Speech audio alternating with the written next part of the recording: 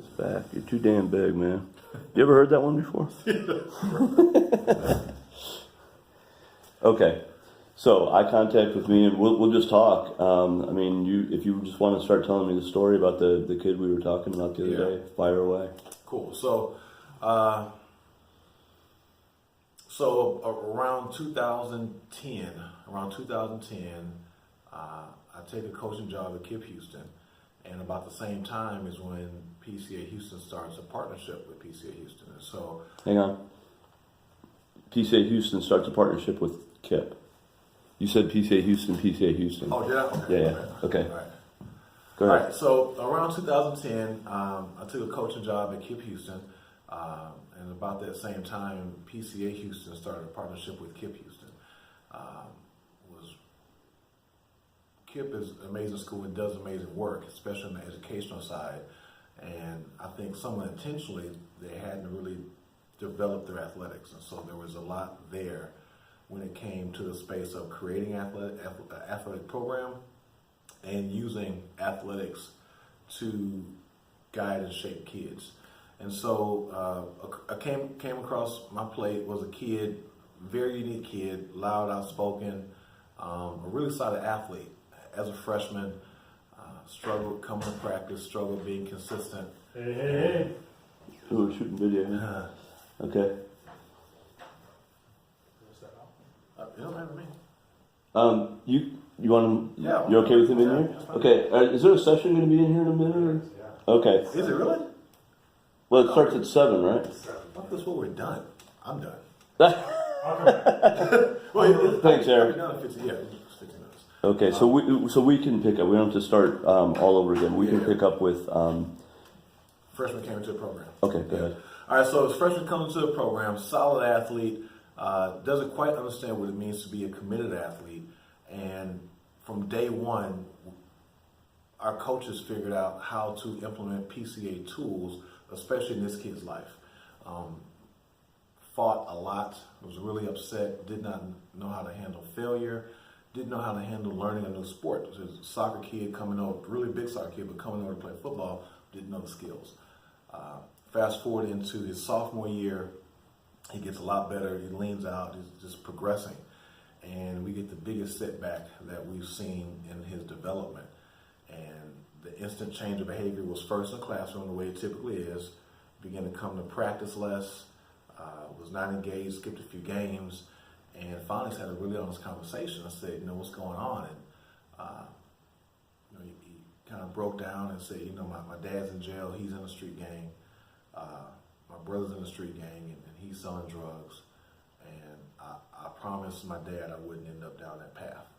And his brother that he mentioned had just gotten locked up, and the drug dealer that was dealing with his brother essentially gave the drugs that his brother didn't sell to this kid, and was really in a tough position, and didn't know how to handle it.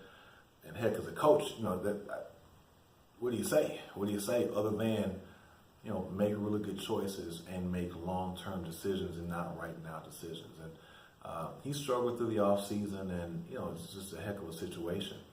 The rest of the team progressed well.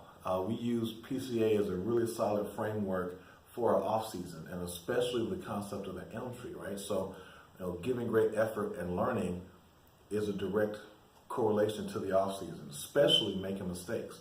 And the way I framed it to our kids in the off season was essentially, if you're not failing, there's one place you should always embrace failing, and that's the weight room, right? So if you're working out, you're pushing weight, you're getting your lifts in, getting your run in, if you never fail, you're really not trying that hard. You're not pushing yourself to failure.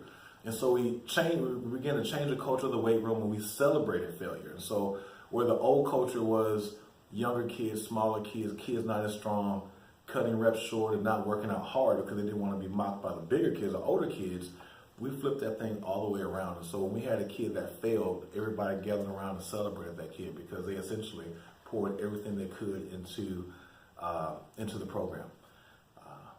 That's when we began to get that kid back. Was when he began to see it was okay to expose yourself, it was okay to fail, and your coaches aren't going anywhere.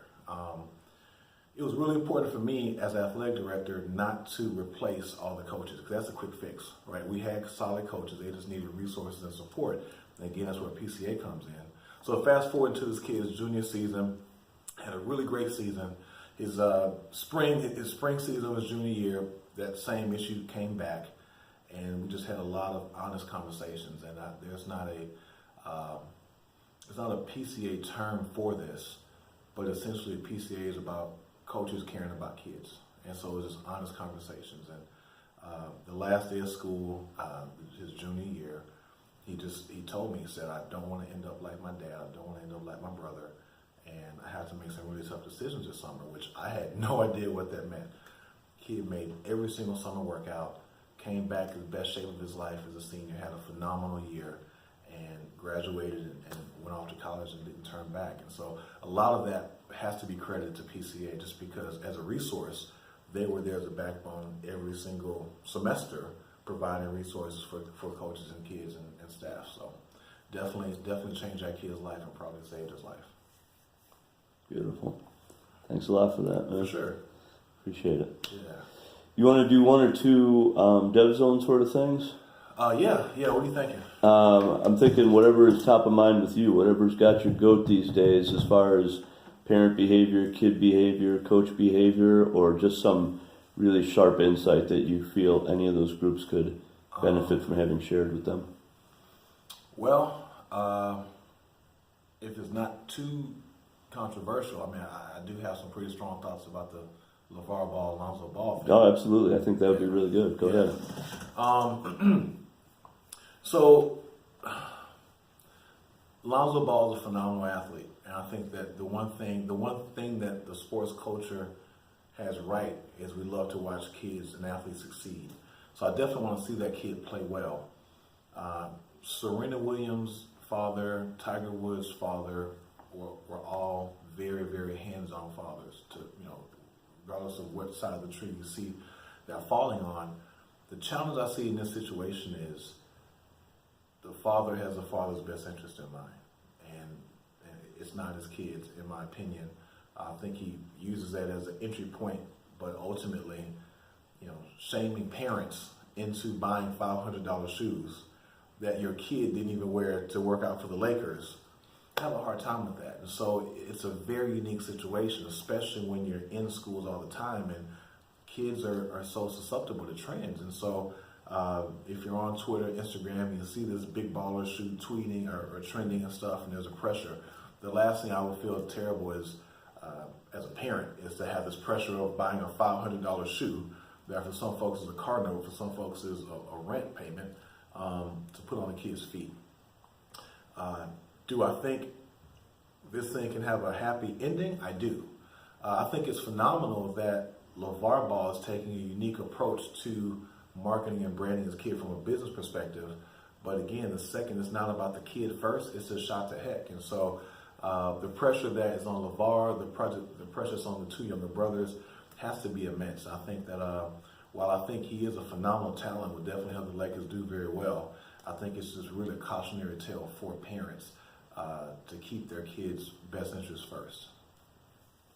That was good, man. Well done. Thanks. You got anything else? I think as far as like original stuff, that's all that's kind of top of my head. Okay. I think that's it. I'm sure we have cautionary stuff as far as social media with kids. I'm guessing we have plenty of that we stuff. Do. Yeah. We do. Yeah. So, I think that's all on the top of my head. If I think something, I'll give you a shout. But yeah. Yeah. Awesome. Good stuff.